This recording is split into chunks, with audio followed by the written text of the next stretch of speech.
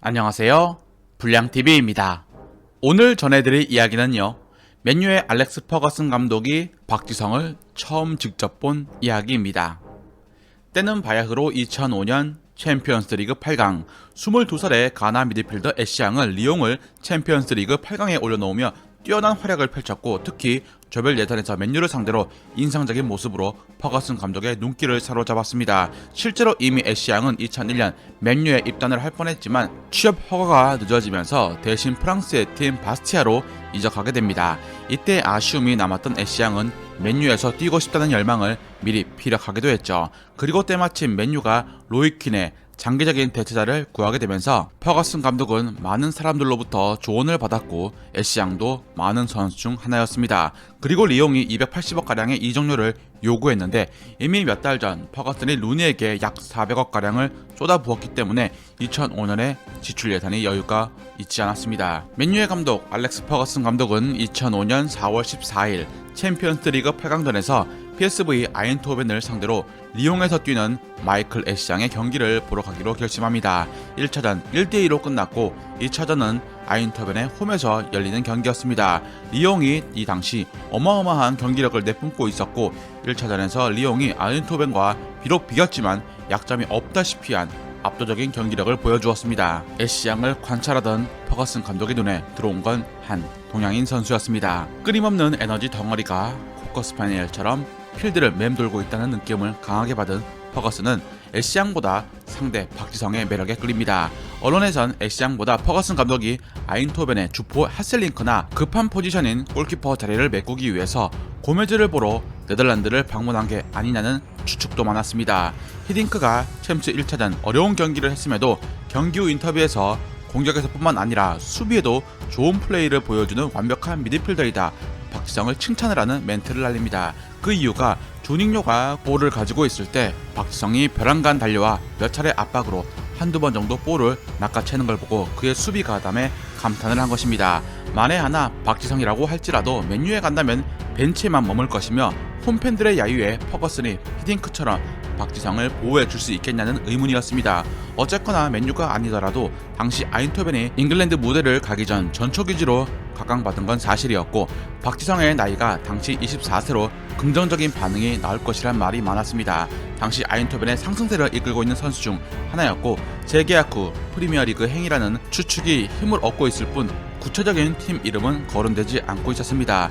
박지성 자신이 워낙 프리미어리그에 대한 야망이 크고 플레이 스타일이 통할 것이라는 판단 때문에 곧 최초의 프리미어리그도 멀지 않을 것이란 말이었습니다.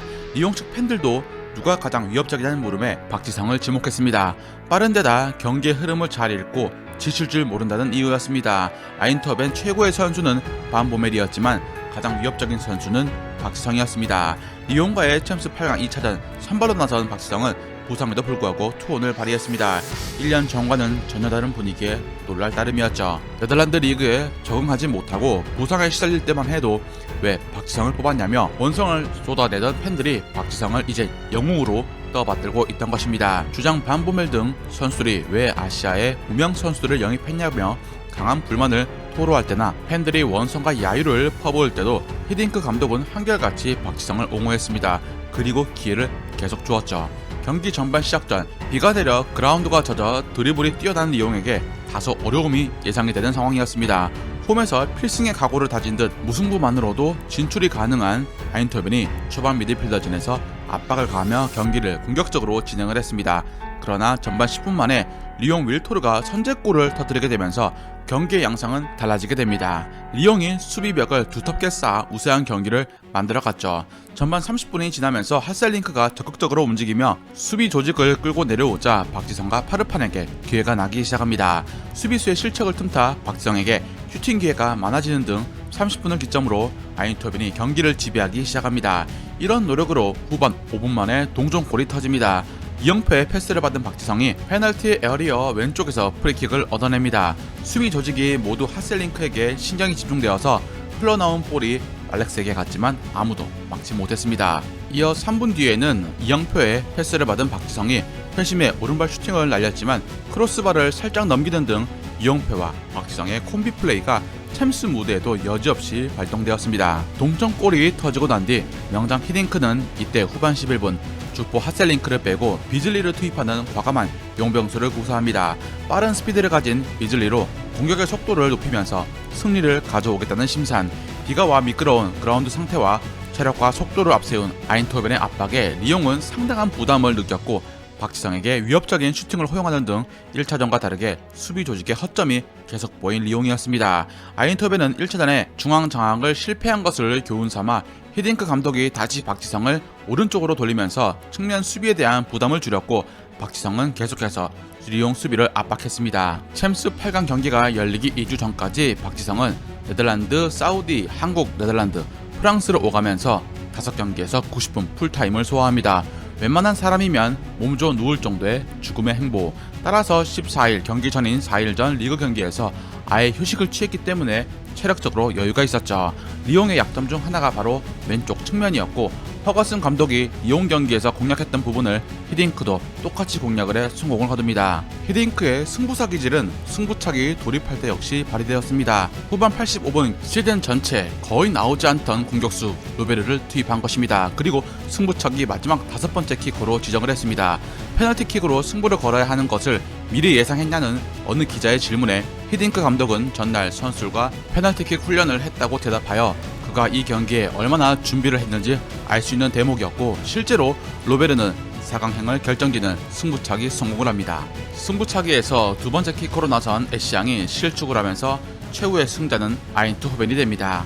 후반전 리옹의 미드필더 애쉬양과 공중볼을 다투다 팔꿈치에 코를 맞아 부상을 당했지만 박지성은 공간을 찾아 끊임없이 움직였습니다. 그리고 챔피언스 리그에선 오쿠데라, 알리다의 이후 아시아인 챔스 4강 진출을 이루었죠. 요한 크루이프의 말 한마디에 네덜란드 축구계가 들썩이고 했던 시기였는데 아인토벤이 리옹을 꺾고 4강에 오르자 박지성의 플레이를 주목해야 한다고 말했습니다. 평소 칭찬하는 데 지극히 인색했던 네덜란드 축구의 슈퍼스타인 그가 박지성을 이례적으로 극찬을 한 것입니다. 로이킨의 후계자로 애쉬양을 보러 갔던 퍼거슨 감독은 박지성에게 반했던 건 당시 리옹의 중원 라인업 애쉬양, 말루다, 조닝로 등 천재적 재능들을 상대로 결코 밀리지 않는 경기력과 높은 축구 지능 때문이었습니다. 이 경기를 본 다음 주에 맨유의 스카우트로 일하던 그의 형 마틴을 박지성을 보고 오라고 보냈고 그의 눈도 퍼거슨과 다르지 않았습니다. 언제나 자신을 위한 공간을 만들 수 있는 보기 드문 선수 중 한 명이라고 영입평가를 내렸습니다. 즐겁게 보셨다면 구독과 좋아요 클릭을 부탁드립니다. 다음 이야기에선 남미의 제라드라 불리면서 2024년 전세계 가장 대체하기 어려운 언성 히어로이자 미드필더 한 분에 대해서 소개해드리고자 합니다.